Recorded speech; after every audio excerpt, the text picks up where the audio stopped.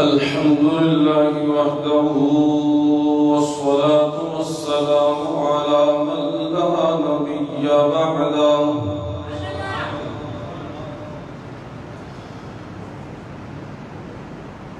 نشهد أن لا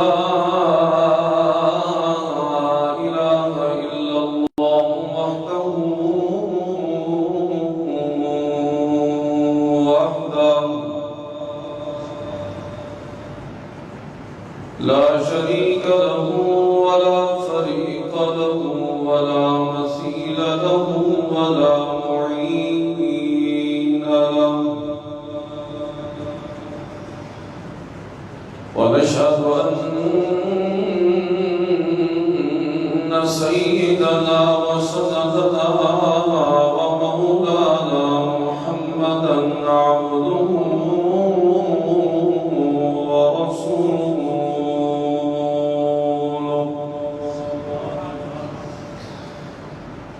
أرسله بالحق بشيرا ونذيرا وداعيا إلى الله بإذنه وسراجا منيرا أما بعد فأعوذ بالله من الشيطان الرجيم بسم الله الرحمن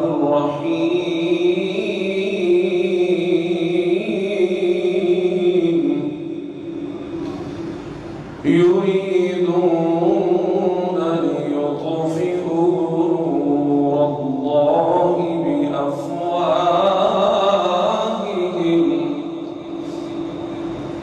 والله متم نوره ولو كره المشركون هو الذي أرسل رسوله بالهدى ودين الحق ليظهره على الدين كله ولو كره الكافرون اللهم صل على محمد وعلى آل محمد كما صليت على إبراهيم وعلى آل إبراهيم إنك حميد مجيد اللهم بارك على محمد وعلى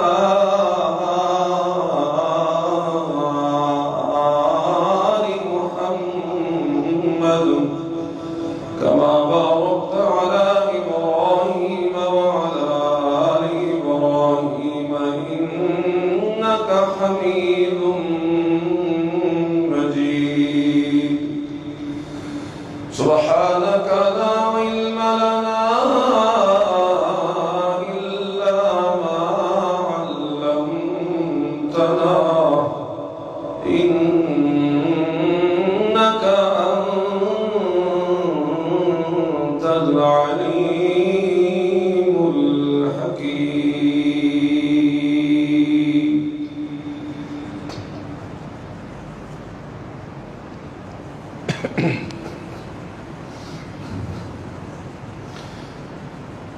قابل इज्जत एहतराम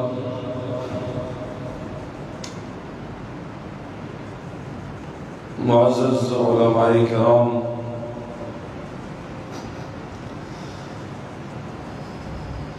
और मेरे इंतहाई महबूब और प्यारे सामिईन हज़रात,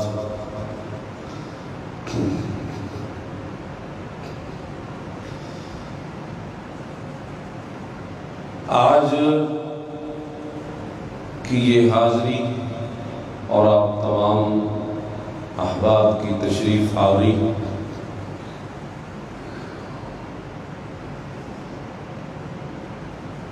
جیسا کہ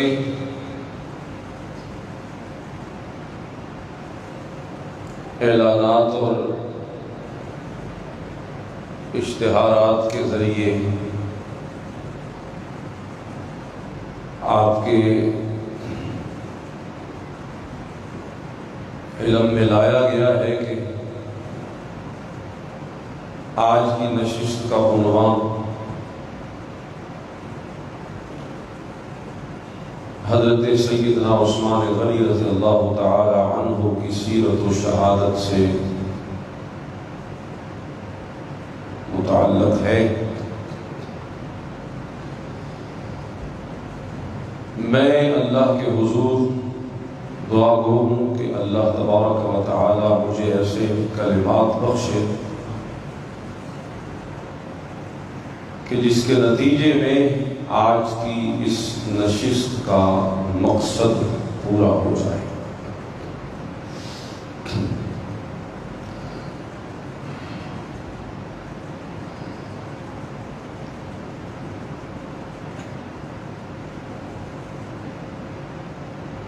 میرے دوستو، جناب نبی کریم صلی اللہ علیہ وسلم کو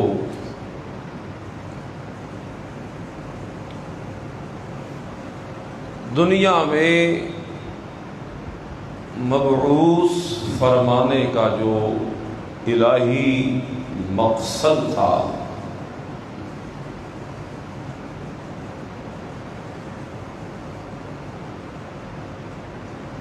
وہ تھا دین کا غلبہ، پوری دنیا میں دین کا غلبہ۔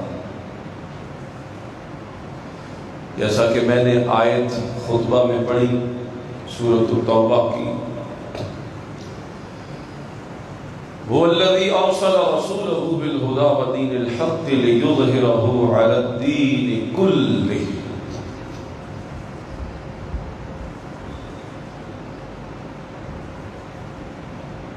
کہ رسول کو بھیجنے کا مقصد دنیا کے اندر تمام ادیان پر دین اسلام کو غالب کرنا۔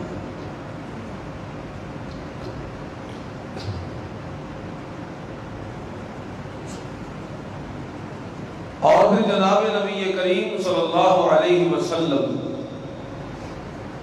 اپنے اس مقصد میں 100% کامیاب ہوئے۔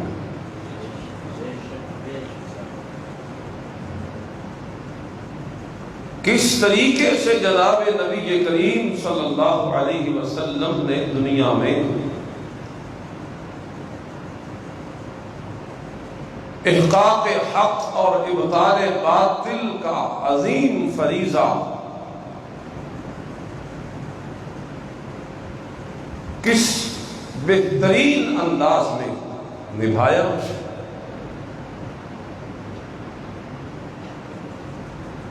کہ حجۃ الوداع کے موقع پہ صحابہ نے بھی یہ گواہی دی تھی کہ آپ نے اس فریضے کی ادائیگی کا حق ادا کر دیا۔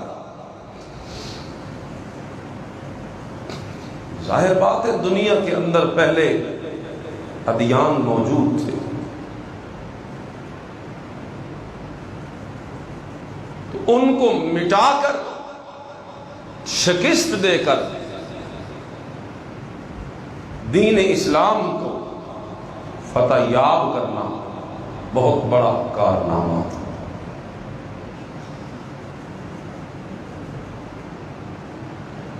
آپ کو اور آپ کے صحابہ کو اللہ نے فتح و نصرت کی عظیم نعمت نصیب فرمائی، تو ظاہر بات ہے پھر ان کے مد مقابل شکست کھا گئے۔ یہ جو شکست خوردہ لوگ ہیں نا، ان شکست خوردہ لوگوں میں، گروہوں میں، طبقوں میں دو بڑے طبقے، ایک وہ طبقہ جو مذہبی طور پہ شکست کھایا، مذہبی طور پر انہیں شکست ہوئی، جیسا کہ مکہ کے مشرک تھے، ایک ان کا اپنا مذہب دین تھا جسے وہ ابراہیمی دین کہتے تھے، حالانکہ شرک سے لبریز۔ اس طرح یہودی تھے، عیسائی تھے، یہ سارے پہلے سے موجود تھے۔ تو یہ پہلا گروہ ہے جنہیں شکست ہوئی مذہبی طور پر، اور جو دوسرا گروہ ہے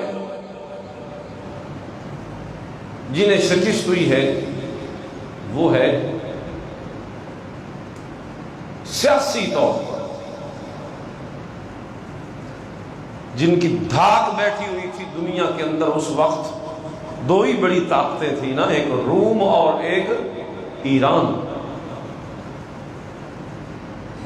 کس طریقے سے ان دونوں بڑی پارٹیوں کو اور بڑی طاقتوں کو جناب نبی کریم صلی اللہ علیہ وسلم نے شکست کھانے پہ مجبور کیا، یہ تاریخ کا ایک حصہ ہے جس کی تفصیل کی اب یہاں گنجائش نہیں۔ میں صرف تمہید آپ کے ذہن میں ڈالنا چاہتا ہوں تاکہ واقعات اور رسمی بیان سے ہٹ کر کوئی آپ کو حقیقت سمجھا جاؤں، جس کے نتیجے میں بات ذرا آسانی سے آپ کو سمجھ آ سکے۔ یہ ابتدائی باتیں اس لیے کر رہا ہوں کہ رسول کے بھیجنے کا مقصد دنیا میں دین اسلام کا غلبہ، اور رسول اس مقصد میں کامیاب، اور جنہیں شکست ہوئی ہے یہ کون ہے یہ بتلا رہا ہوں کہ یہ دو گروہ، ایک مذہبی گروہ اور ایک سیاسی گروہ۔ مذہبی گروہ میں یہود و نصارہ مشرکین مکہ، سیاسی گروہ میں روم و ایران، قیصر روم، شاہ ایران، شاہ کسریٰ، انہیں بھی شکست۔ ان کی کیسے کمر ٹوٹی آپ اس کا اندازہ لگا سکتے ہیں دور فاروقی سے رضی اللہ تعالی عنہ کہ کس طرح فاروق اعظم نے ان ایرانیوں اور مجوسیوں کو کس طریقے سے ناکوں چنے چبوائے، اور اسی طرح روم جیسی عظیم الشان طاقت کو حضرت سیدنا عثمان غنی کے دور میں کس طریقے سے کچلا گیا اور فتح حاصل۔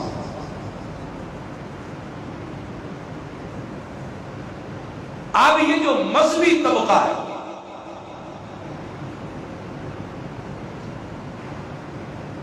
اب شکست کے بعد کے حالات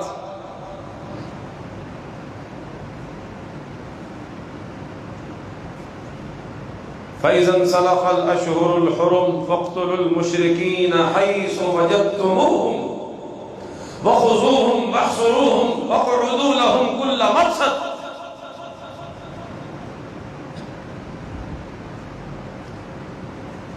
اللہ فرماتے ہیں اور شکست خوردہ مشرکین مکہ 4 ماہ کا ٹائم ہے تمہارے پاس، 4 مہینے کی مہلت ہے، بس اس مہلت میں یا ایمان لے آؤ یا یہ علاقہ چھوڑو، ورنہ تمہاری خیر نہیں۔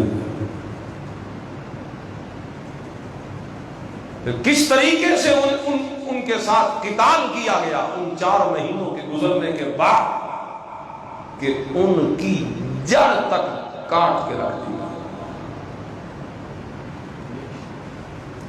رہ گئے یہود و نصارہ جو دوسرا گروہ ہے مذہبی طور پہ، اسی مذہبی پارٹی کا حصہ ہے بڑا۔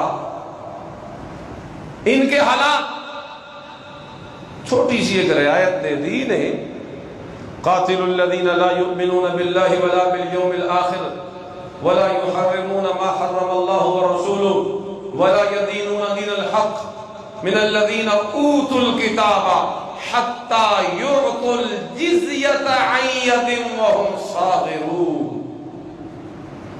چھوٹی سی رعایت انہیں یہ دی کہ تم زندہ رہنا چاہتے ہو تو رہو، لیکن رہو کہ ذلیل ہوگا، نیچے لگ کے رہنا پڑے گا، تو جزیہ دو گے، ٹیکس دو گے، پھر رہو. یعنی معاہدے ہوں گے تمہارے ساتھ، باقاعدہ معاہدے ہوں گے تمہارے ساتھ. پھر انہوں نے معاہدوں کی خلاف ورزی آگے چل کے کی. ایک تاریخ پڑھ رہا ہوں میں، جلدی سے آگے نکلنے کی کوشش کر رہا ہوں. پہنچنا ہم نے سیدنا عثمان کی شہادت پہ ہے. کس طریقے سے پھر انہوں نے بدعہدی کی، پھر کس طریقے سے ان کے 3 بڑے قبیلوں کو مدینہ سے نکال دیا گیا، جلا وطن کر دیا گیا. پھر خیبر کے مارکے میں کس طریقے سے عبرتناک شکست سے یہ دوچار ہوئی، کیسے ان کے مردوں کو قتل کر دیا گیا. یہ پوری تاریخ کا حصہ ہے. یہ ہے جی مذہبی پارٹی، مشرکین جنہیں مارا گیا، قتل کیا گیا، جہاد اور قتال کیا. یہود و نصارہ جنہیں چھوڑا تو گیا لیکن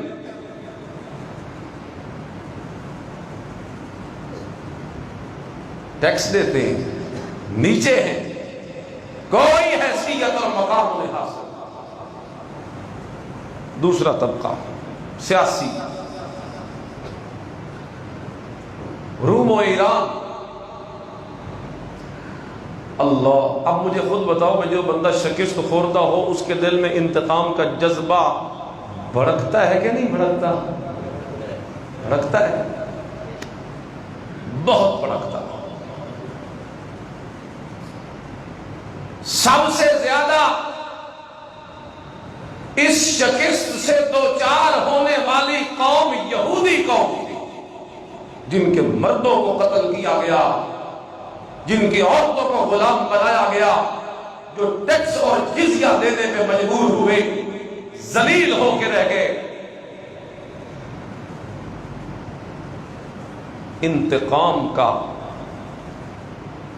جذبہ دل میں لیے انہی یہودیوں میں سے، یمن کے علاقے سے ایک یہودی اٹھتا ہے جس کا نام ہے عبداللہ بن سبا. انتقام کی آگ کہ ہمیں سیاسی طور پر، مذہبی طور پر تباہ کر دیا محمد الرسول اللہ، ان کے اصحاب اور ان کی جماعت نے. ہم دنیا کے اندر ذلیل ہو گئے، ہماری قیادت، سیادت، عمارت چھین لی گئی ہم سے. کیوں نہ انہیں بھی توڑا جائے، کیوں نہ انہیں بھی نقصان پہنچایا. اسی مشن کو لے کے اٹھنے والا پہلا بندہ، نام کیا بتایا ہے میں نے؟ عبداللہ بن سبا. مسلمان ہو گیا ظاہری طور پہ، منافق تھا نا، اندر سے یہودی ہے، لیکن اسلام کا لبادہ اوڑھ کے مسلمانوں کی صف میں شامل.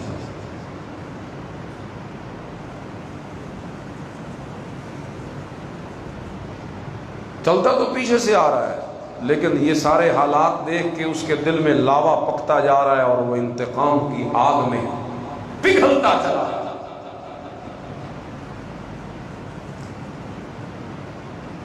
سیدنا فاروق اعظم رضی اللہ تعالیٰ عنہ کی شہادت وہ اسی کی پہلی کڑی ہے. اسلام کی عمارت کو ڈھانے کے لیے پہلا وار کون سا ہے؟ سیدنا فاروق اعظم کی شہادت.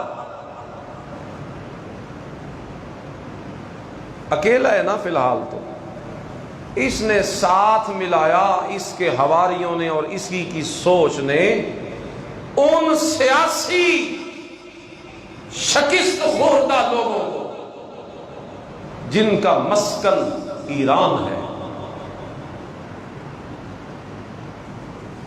اور وہاں ویسے ہی ان لوگوں کے ذہنی غلامی والے ذہن ہیں، بڑے شاہوں کے مرید ہیں، بڑے ان کی چاپلوسیاں کرنے والے، بڑے مقدسات کے ماننے والے، بڑے مقدس لوگوں کے اہل بیت اور گھرانے کی عزت اور احترام کرنے والے،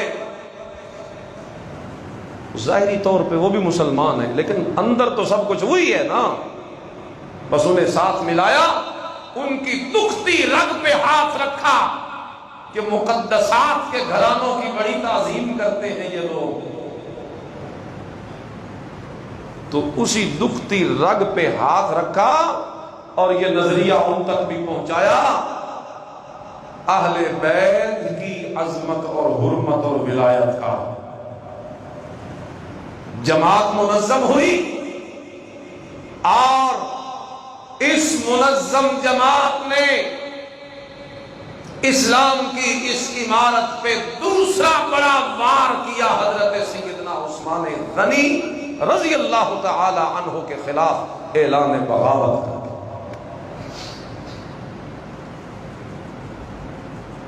اعلان بغاوت، خلافت عثمان کا حق نہیں، اسے چاہیے کہ چھوڑ دے، خلافت علی کا حق ہے، عثمان خلافت کا حقدار نہیں۔ پھر طرح طرح کے اعتراضات، اقربا پرور ہے، اپنے رشتہ داروں کو لگایا ہوا ہے گورنریوں پہ، عہدوں پہ، حالانکہ وہ جو 12 گورنر تھے سیدنا عثمان غنی کی حکومت کے، 8 تو ان میں سے سیدنا فاروق اعظم نے خود مقرر کیے تھے اپنے دور میں، 4 اگر مزید آ گئے ہیں کوئی لائق ترین بندے عہدوں پر، تو ایک اتنے بڑے دور حکومت میں 4 بندوں کا آ جانا رشتہ داروں میں کون سی بڑی بات ہے۔ خیر، میں آگے نکلنا چاہتا ہوں۔ یوں یہ صدا بلند ہوئی، اعلان بغاوت ہوا فاروق اعظم کے خلاف، عثمان غنی کے خلاف۔ اللہ پھر اپنا اپنا مزاج ہوتا ہے، مزاج عثمان غنی رضی اللہ تعالی عنہ بڑا جدا مزاج، بڑا جدا، حوصلے والا، اور اپنے نبی کی ایک ایک بات کو سینے سے چمٹا کے رکھنے والا مزاج۔ بعضی مطالبہ کرتے ہیں چھوڑ دو خلافت، آپ کا حق نہیں، یہ پیچھے بتا چکا ہوں سارا کہ یہ کون ہے، یہ وہی 2 پارٹیاں، مذہبی طور پہ شکست کھانے والے اور سیاسی شکست خوردہ مطالبے، چھوڑ دو خلافت۔ لیکن سیدنا عثمان غنی رضی اللہ تعالیٰ عنہ پتہ ہے کیا کہتے ہیں جواب میں؟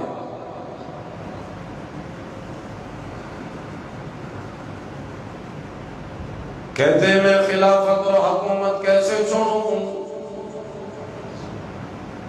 میرے آقا اور میرے مولا، میرے محبوب نے مجھے یہ وصیت کی تھی، ہے عثمان،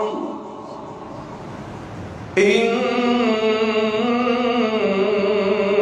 اللہ مقمص قمیص الخلافہ، اے میرا عثمان، ایک وقت ایسا آئے گا کہ میرا رب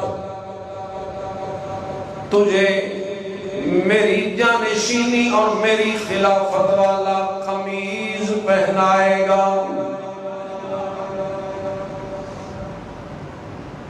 اور جب وہ وقت آ جائے تو میری وصیت یاد رکھنا، ان اراد المنافقون بخلعی، اگر منافقین کی یہ خواہش ہو کہ تو اس قمیص کو اتار دے، اس خلافت کو چھوڑ دے، اگر منافق تجھ سے یہ مطالبہ کرے تو فلا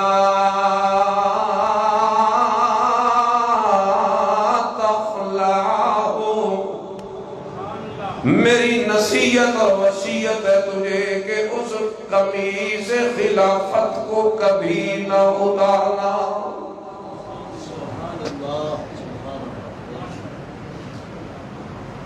ذہنوں کو حاضر کر کے بیٹھے، میں پیچھے ایک بات جوڑ کے لے آیا ہوں تاکہ بات سمجھ آیا۔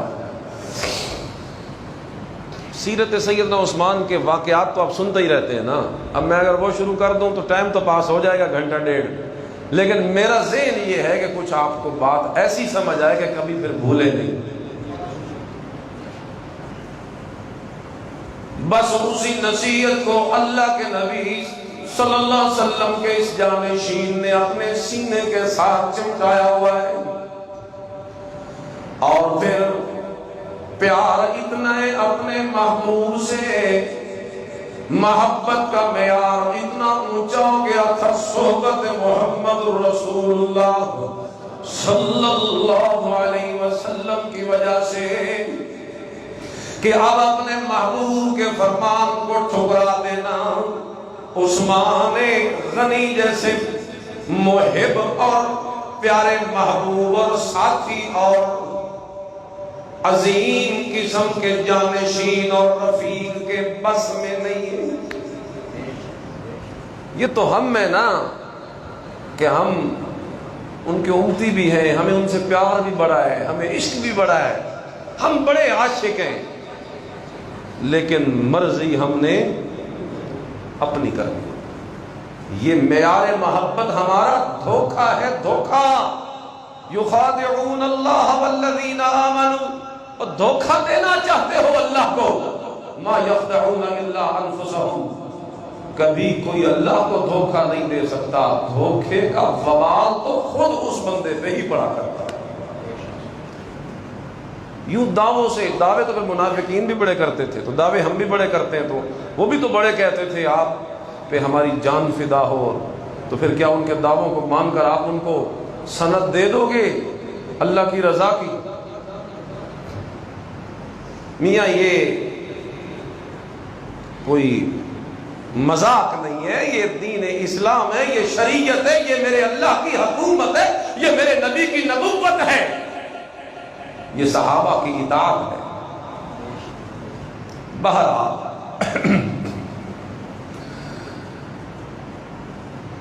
تو رنگ ایسا چڑھا ہوا ہے عثمان غنی پر۔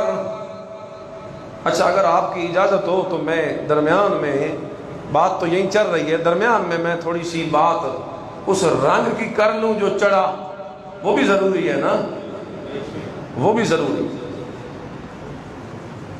والذین آمنوا باللہ ورسولہ اولئک هم الصدیقون۔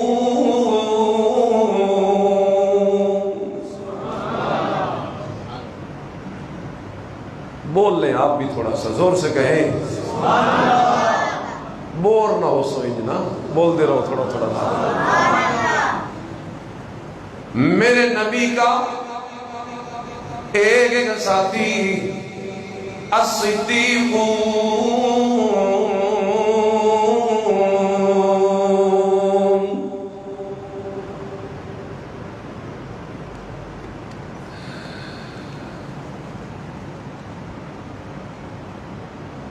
اے میرے پیغمبر، آپ کی یہ جو میں نے حدیث پڑھی ہے نا کہ آپ کو خلافت کا قمیض اللہ پہنائے گا اور آپ اس کو اتارنا نہ، یہ پرچی آئی ہے کہ اس کا حوالہ دے دیں۔ یہ حدیث کی ساری کتابوں میں یہ حدیث موجود ہے، ترمذی اٹھائیں موجود ہے، مشکات اٹھائیں موجود ہے۔ آپ وہ مناقب والا باب نکالیں جس باب میں مناقب بیان ہوئے سیدنا عثمان غنی رضی اللہ تعالی عنہ کے، تو اس میں آپ کو یہ حدیث مل جائے گی۔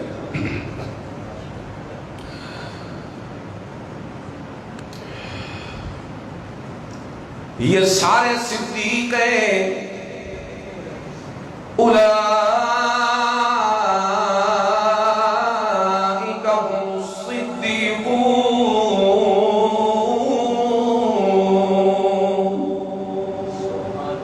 آپ کو پتہ ہے صدیق کون ہوتا ہے؟ پتہ ہے آپ کو؟ آپ نے تو یہی سن رکھا ہے کہ حضرت ابوبکر صدیق صرف وہی صدیق ہے۔ او بھائی وہ صدیق اکبر ہے، صدیقیت کے اس گروہ کا سرخیر قائد سپہ سالار تو ابو بکر ہے، لیکن جو ساری جماعت ہے صحابہ کی، یہ سارے کیا ہیں؟ زور سے بولو کیا ہے؟ صدیق ہیں۔ اور آپ کو پتہ ہے صدیق بنتا کیسے ہے؟ عناصر ترکیبی کیا ہے صدیق کے؟ وہ کون سی صفتیں جن صفتوں کا پیدا کرنا ضروری ہے کہ بندہ مقام صدیقیت تک پہنچ جائے؟ اللہ کا قرآن اسے بیان کرتا ہے اور اللہ فرماتے فَأَمَّا مَنْ أَعْطَى وَاتَّقَى وَصَدَّقَ بِالْحُسْنَى۔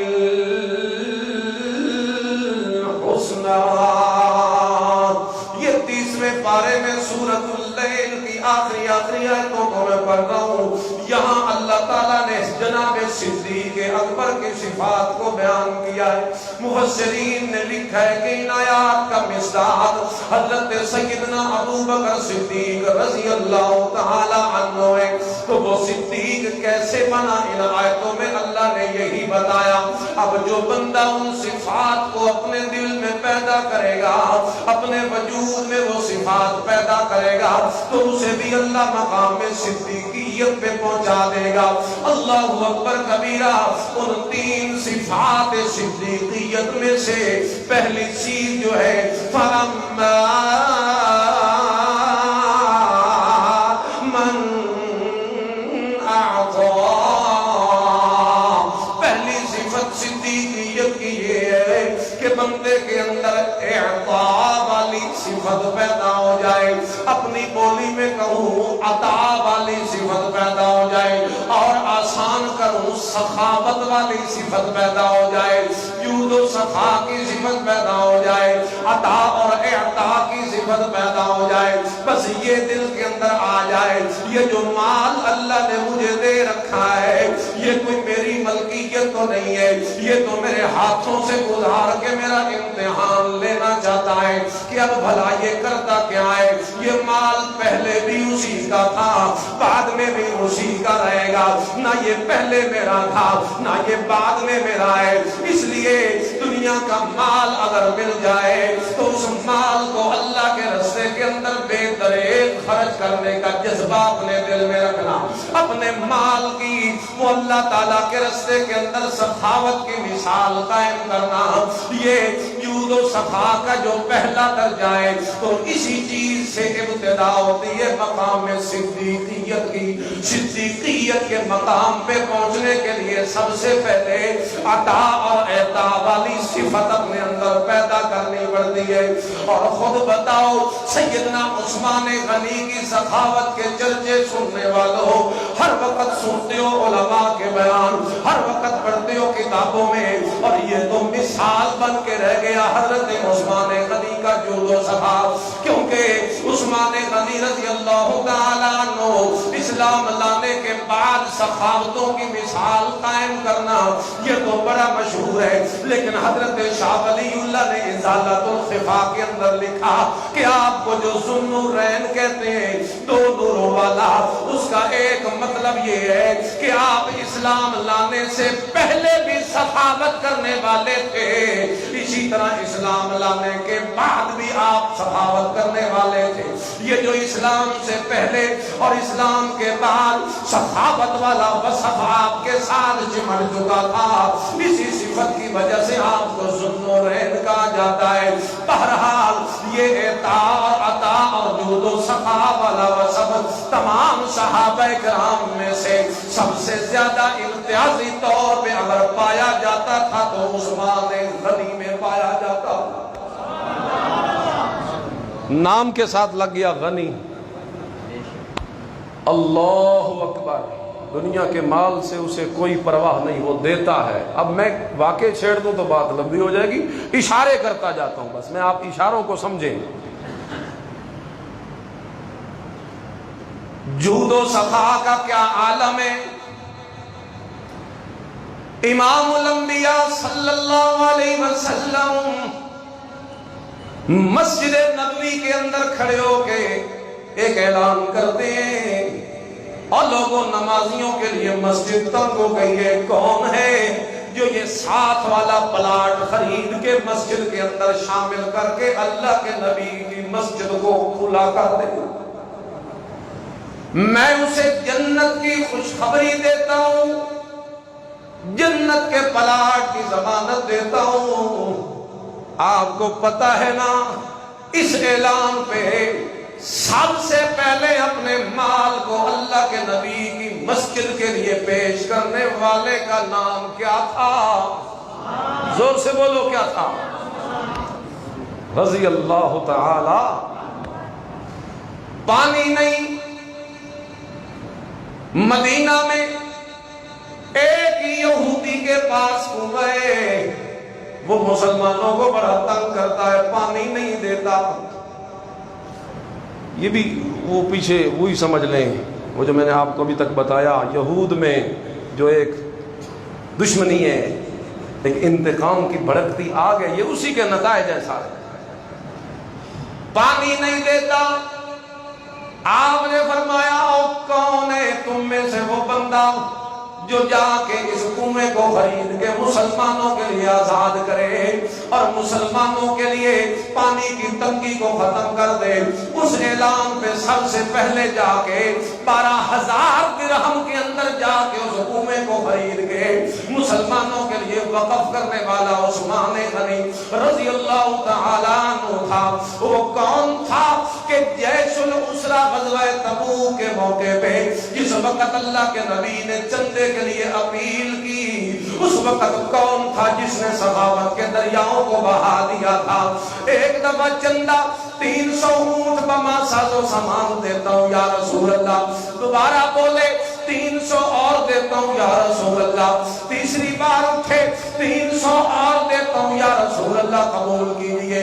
چوتھی بار اٹھے 1,100 گھوڑے دیتا ہوں، قبول کیجئے. اسی طرح 4 مرتبہ 1,000 سواریوں کا بندوبست کرنے کے بعد 5ویں مرتبہ اٹھ کے کہتا ہے یا رسول اللہ، یہ میرے پاس جتنی جمع پونجی ہے، یہ میرے پاس جتنے سکے ہیں، یہ سارے میں آپ کے لیے دیتا ہوں. اور وہ سونے کے سکے جن کا وزن تھا 5.5 کلو. کتنا سونا؟ 5.5. وہ صدیقیت کا پہلا وصف بتا رہا ہوں، بات آگے ہم نے کرنی ہے. درمیان میں نے کہا تھا کہ ذرا بتاؤں رنگ کیسا چڑھا ہے حضور کا. خلافت نہیں چھوڑ رہے، کیوں؟ اپنے نبی نے جو وصیت کی تھی رنگ چڑھا ہوا تھا. وہ تو نہیں کوئی اور ہوتا تو ڈر جاتا دے دیتا. نہیں، یہ صدیق ہے، میرے نبی کی صحبت کا رنگ چڑھا ہے. اور میرے نبی نے کیا تزکیے کیے تھے، ہائے ہائے. کیا صحبت کا اثر ہوتا ہے نا، صحبت. گلے خوشبو در حمام روزے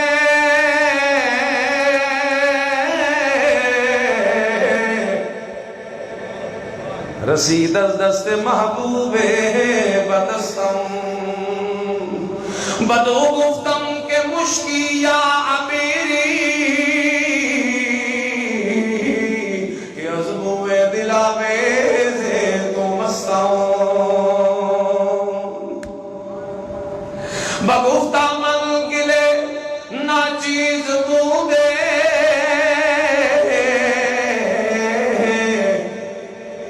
ولیکن مدت بعد النشستم جمال ہم نشین در من اثر کر وگرنہ منہما خاکم کے ہستم. شیخ سعدی کہتے ہیں میرے ہاتھ میں مٹی آئی تھی، ایک دوست نے مجھے دی، میرے ہاتھ میں آئی اور مٹی سے خوشبوؤں اللہ مہکیں اٹھ رہی ہیں. مٹی سے میں نے پوچھا یہ تو مٹی ہے، تیرے اندر خوشبو کیسے آ گئی؟ مٹی کہتی ہے ہوں تو میں مٹی، لیکن کچھ دن پھولوں کی صحبت میں رہی ہوں، پھولوں کی صحبت کا رنگ یہ چڑھا ہے کہ مجھ مٹی میں بھی خوشبو میں پیدا ہو گئی ہے۔ تو اندازہ لگاؤ اگر مٹی پھولوں کی صحبت میں آ کے خوشبودار ہو جاتی ہے تو ان صحابہ کی مہک کا عالم کیا ہوگا جو محمد رسول اللہ کی صحبت میں۔ نعرے تکبیر، اسلامی صحابہ، احمدی صحابہ۔ حضور کی صحبت میں آنے والے ان پہ کتنا رنگ چڑھا۔ دوسرا وصف وَاتَّقَا، صدیق وہ بنتا ہے جو جود و سخا کے بعد تقوی بھی دل میں رکھے، خدا خوفی، خدا ترسی کی صفت جس کے اندر پیدا ہو جائے۔ آپ اس کا اندازہ اسی سے لگا لیں، یہ صدیق کوئی بعد میں نہیں بنا کرتے، صدیق تو فطرت میں صدیق ہوتا ہے۔ صدیق تو اب اسلام تو بعد میں لائے، لیکن خود کہتے ہیں کہ میں نے زمانہ جاہلیت میں بھی کبھی نہ زنا کیا تھا نہ شراب پی تھی۔ ام الخبائث کا ایک گھونٹ بھی جس کے گلے سے نیچے نہ اترا ہو تو میں صدیق اسے نہ کہوں تو کیا کہوں؟ تقوی کا تو یہ عالم۔ اللہ کا ڈر کتنا ہے، قبر کو دیکھتے ہیں، قبر کا ذکر سنتے ہیں تو زاروں قطار رونے لگ جاتے ہیں۔ قبر ساڑھے چھوڑ قبر چوائیں کے میچ کھیڑ دیں، قبرستانوں میں ہے نہیں اسی طرح۔ خدا خوفی کا عالم دے، قبر کا ذکر سنتے ہیں تو داڑھی آنسوں سے، اور لوگ پوچھتے تھے یا حضرت آپ کو ہم دیکھتے رہتے، ویسی کسی دل جگہ پہ آپ کا اتنا دل کبھی نہیں پسیجا، یہ قبر کا جب بھی نام آپ کے سامنے آتا ہے آپ تو رونے ہی لگ جاتے ہو۔ پھر تو سیدنا عثمان کیا فرمایا کرتے تھے؟ یہی فرمایا کرتے تھے القبر اول منزل من منازل الآخرہ، اور میں اس لیے روتا ہوں کہ یہ آخرت کی منزلوں میں سے پہلی منزل ہے۔ من مات فقد قامت قیامتہ، جو مر کے قبر کی آغوش میں چلا گیا اس کی قیامت قائم ہو گئی، اور یہی صحیح تو حساب کتاب کا آغاز ہوتا ہے۔ میں کہتا ہوں جو یہاں پہ پار ہو گیا وہ آگے رہتا نہیں پھر، اور جو یہاں پہ ہی شکست کھا گیا وہ کبھی کامیاب ہو سکتا ہے۔ اس لیے میں قبر کی زیادہ فکر کرتا ہوں۔ یہ تقوی کا عالم۔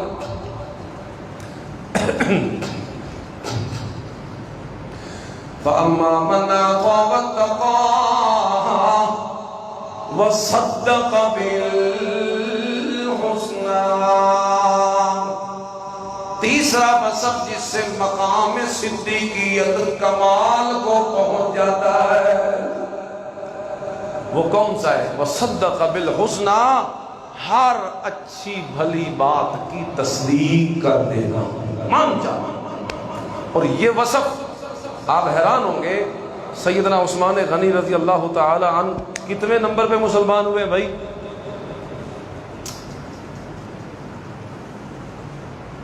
حضرت عثمان غنی السابقون الاولون میں ہیں، پہلے پہل ہیں، اور اختلاف ہے علماء کا، لیکن وہ کوئی اتنا بڑا لمبا چوڑا اختلاف نہیں، ایک ایک عدد کا اختلاف ہے۔ زیادہ مشہور یہ ہے کہ چوتھے نمبر پہ مسلمان ہونے والا عثمان بن عفان تھا۔ تو خود بتاؤ کہ ابھی میرے نبی نے شروع ہی کیا ہے، آغاز ہی کیا ہے، اور میں کہتا ہوں یہ تھے باہر، یہ تجارت کے سفر پہ گئے ہوئے تھے، کوئی پتہ نہیں آتا، اگر ادھر ہوتے تو جو تصدیق بالحسنہ کا عالم ہے، صدیق کا ہمراہ اور ساتھی بن کے نہ کہیں چلا جاتا میرے نبی کے دربار میں، پہلے ہی صدیق کے ساتھ مل کے کلمہ نہ پڑھ لیتا۔ اتنا اللہ تعالیٰ نے کمال رکھا ہے، اتنی اللہ تعالیٰ نے دین اسلام کی قدر رکھی ہے دل میں عثمان بن عفان کے۔ صدق بالحسنہ، تصدیق بالحسنہ میں بھی اتنا کمال ہے کہ ابھی تک جہاں دوسرے لوگ سوچ رہے تھے، پہل چوتھے نمبر پہ اسلام قبول کرنے والا عثمان بن عفان تھا۔ یہ بھی ہے۔ اب عشرہ مبشرہ کے جو باقی ہیں صحابہ، وہ ہیں جنہیں جنت کی بشارت دنیا میں مل گئی، ان میں سے تقریباً سارے بعد میں مسلمان ہو رہے ہیں سوائے 2-3 کے، ابو بکر و عمر کے اور حضرت علی کے، اور یہ ان عشرہ مبشرہ کے صحابہ سے بھی پہلے اسلام قبول کرتا۔ تو یہ ہے جی صداقت۔ اب توجہ کرنا میری طرف، بات تقریباً ہم نے یہ تھوڑی سی سمیٹ لی ہے، آگے نکلتے ہیں۔ فَأَمَّا مَنْ أَعْطَىٰ وَاتَّقَىٰ وَصَدَّقَ بِالْحُسْنَىٰ، صدیقیت کے معیار پہ وہ بندہ پورا اترتا ہے جو 3 عناصر ترکیبی جو صدیقیت کے ہیں وہ اپنے دل میں پیدا کر لے۔ پہلا وصف جو ہے وہ ہے جود و سخاوت، دوسرا وصف جو ہے وہ ہے تقوی، اور تیسرا وصف جو ہے وہ ہے تصدیق بالحسنی۔ ان تینوں وصفوں سے عثمان غنی نے اپنے دل کو منور کر لیا تھا اور اپنے وجود میں یہ تینوں صفتیں اس کمال انداز میں پیدا کی۔ اللہ اکبر کبیرہ کہ اللہ کے نبی کی جماعت میں بڑے اعلیٰ نمبروں میں پاس ہو گئے، بڑے سامنے آپ دوسری اور تیسری پوزیشن پہ آنے والا عثمان غنی رضی اللہ تعالیٰ۔ لیکن کمال اس وقت ہوا ذوالنورین، وہ بات بھی ساتھ ساتھ چل رہی ہے نا، ایک مفہوم پہلے آپ کو بتایا ذوالنورین کا، 2 نوروں والا، کہ اسلام سے پہلے بھی سخی، اسلام کے بعد بھی سخی، اور ایک یہ مفہوم ہے کہ 2 نور اکٹھے ہو گئے عثمان غنی رضی اللہ تعالی عنہ کی ذات میں۔ کون سے 2 نور ہیں؟ ایک نور صدیقیت والا اور دوسرا نور شہادت والا۔ یہ 3 صفتیں اپنے اندر پیدا کر کے مقام صدیقیت پہ پہنچ گیا، اور اللہ تعالیٰ نے ذوالنورین بنایا ہے کہ صدیقیت بھی مل گئی اور آگے چل کے شہادت بھی۔ اللہ اللہ۔ ویسے مشہور مفہوم جو ذوالنورین کا ہے وہ کیا ہے بھلا؟ عام مشہور، حضور کی 2 بیٹیاں ان کے گھر ہیں نا، رقیہ اور ام کلثوم رضی اللہ تعالی عنہما۔ تو چونکہ بیٹی کو عربی میں محبت کی وجہ سے نور کہا جاتا ہے، نور عین، تو چونکہ 2 بیٹیاں حضور کی ان کے گھر میں ہیں، لہذا انہیں بھی کہا ہے ذوالنورین، 2 نوروں والا۔ مانتے ہو آپ حضور کی بیٹیاں کتنی ہیں؟ 4۔ سارے مانتے ہو؟ کچھ ایسے بھی ہیں نا جو کہتے ہیں حضور کی صرف ایک بیٹی ہے۔ رقیہ ام کلثوم کو وہ ربیبہ بتاتے ہیں، حضرت خدیجہ کے پچھلے خامد کی بیٹیاں، حضرت خدیجہ کے پچھلے خامد کی بیٹیاں، پچھلک جنوں اسی آتے ہیں اپنی بولی وچ، لے پالک بھی اسے کہتے ہیں، گود لی ہوئی پچھلک۔ اللہ اللہ اللہ۔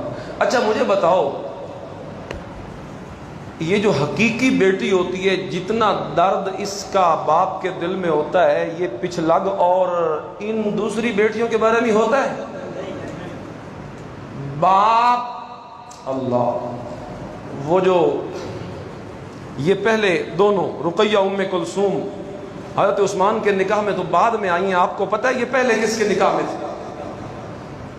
ابو لہب کے 2 بیٹے تھے، عتبہ اور عتیبہ۔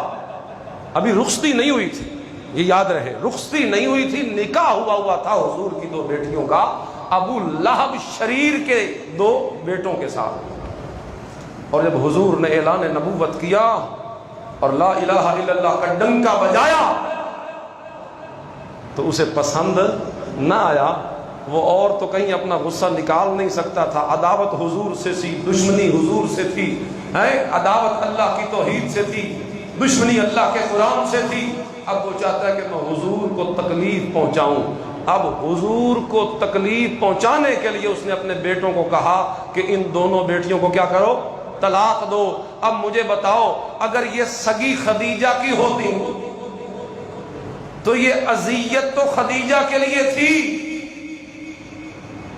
پتہ نہیں آپ سمجھے کہ نہیں سمجھے، تھوڑی سمجھنے والی بات۔ اگر یہ سگی نہ ہوتی میرے پیغمبر کی تو یہ جو اذیت دینے کے لیے طلاق دلوا رہا ہے اپنے بیٹوں سے، تو اگر یہ سگی میرے نبی کی نہیں تو میرے نبی کو کوئی تکلیف ہو سکتی ہے؟ اذیت تب ثابت ہو سکتی ہے جب یہ دونوں سگی میرے پیغمبر کی بیٹیاں مانی جائے۔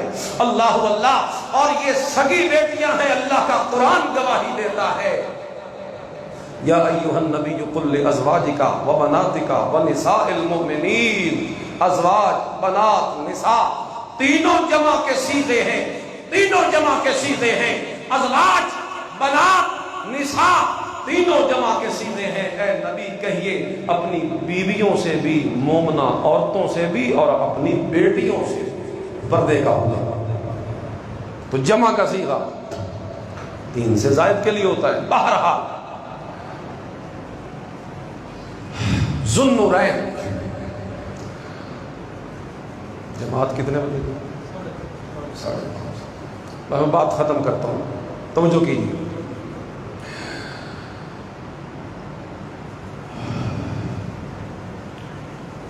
محاصرہ کر لیا ان ظالموں نے سیدنا عثمان غنی رضی اللہ تعالیٰ عنہ کے گھر کا، دار خلافت کا محاصرہ شروع ہو گیا، پانی بھی بند کر دیا گیا۔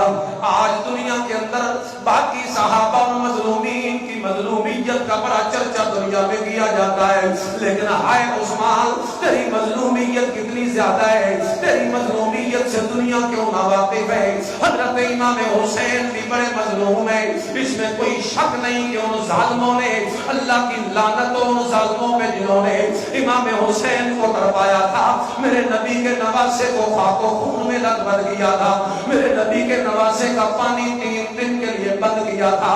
لیکن عثمان کی مظلومیت کے کیا کہنے ہیں، عثمان کا پانی تو تقریباً 40 دن کے لیے بند رہا، اور اس موقع پہ صحابہ کرام نے پھر کس انداز سے عثمان غنی کے ساتھ اپنی وفاؤں کا وہ کس طریقے سے اظہار کیا۔ حضرت علی جو ہے وہ خود پانی کا مشکیزہ لے کے آنے والے، حضرت علی کے 2 بیٹے حسن و حسین حضرت عثمان کے دروازے پہ کھڑے ہو کے، وہاں کھڑے ہو کے پہرے دار بن جانے والے، ان باغیوں کے خلاف پہرا دینے والے، عثمان غنی کے گھر کے محافظ، عثمان کے جسم کے محافظ۔ اللہ اکبر کبیرہ، یہ اصل تصویر کا رخ ہے جو دنیا کو دکھایا نہیں جاتا۔ آج دنیا کو دکھایا جاتا ہے صحابہ کی دشمنیوں کی تصویر والا رخ، حالانکہ صحابہ میں دشمنیاں نہیں، صحابہ میں تو بڑا پیار ہے، بڑا قرار ہے، بڑی محبت ہے، بڑی مودت ہے، بڑا لطف ہے، بڑا کرم ہے، بڑا پیار ہے، بڑا برتاؤ ہے صحابہ کرام کا، کیونکہ اللہ کا قرآن گواہیاں دیتا ہے۔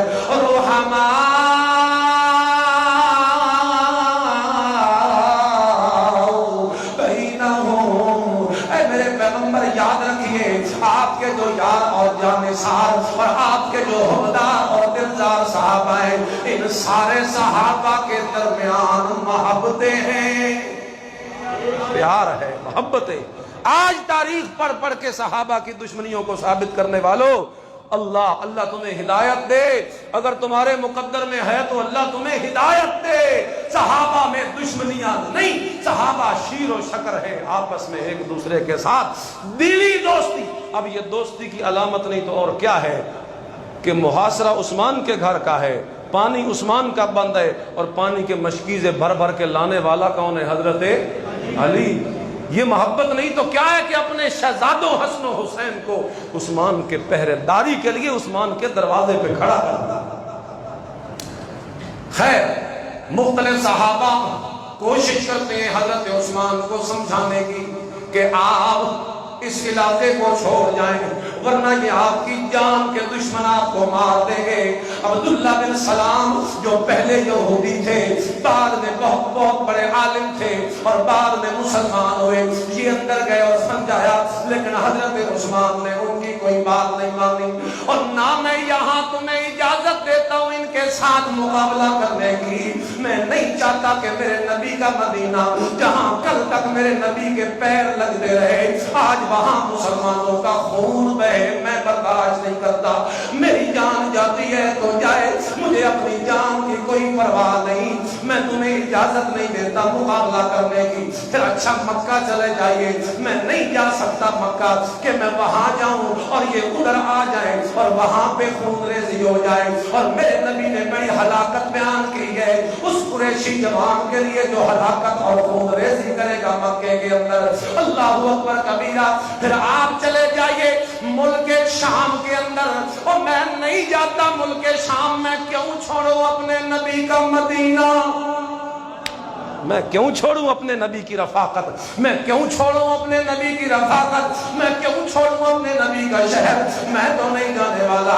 خیر عبداللہ بن سلام اندر سے جب ناکام ہوئے، حضرت عثمان نے ان کی کوئی بات نہیں مانی، باہر نکل کے باغیوں کو خطاب کیا اور کہا اور ظالموں نہ کرو یہ کام، نہ مارو عثمان غنی کو، شہید نہ کرو، کیونکہ یہ اللہ تعالیٰ کا قانون چلا رہا ہے جب بھی دنیا کے اندر کسی نبی کو قتل کیا گیا اس کے بدلے کے اندر اللہ نے 70,000 بندوں کا خون بہایا۔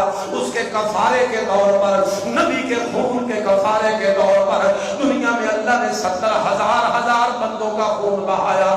جب بھی کوئی نبی قتل ہوا تو 70,000 بندے بعد میں قتل ہوئے، اور جب بھی اللہ کے نبی کا کوئی خلیفہ قتل ہوا تو بعد میں 35,000 لوگوں کا خون بہا۔ اس لیے بعد میں خون ریزیاں نہ کرو۔ اچھا بعد میں خون بہا کہ نہ بہا، پھر جنگ جمل، جنگ صفین، تقریباً 84,000 لوگ قتل ہوئے اس میں۔ اللہ۔ اور حضرت حسن ایک دن منبر پہ آ کے بیان کیا تھا اپنے باپ کی خلافت کے زمانے میں۔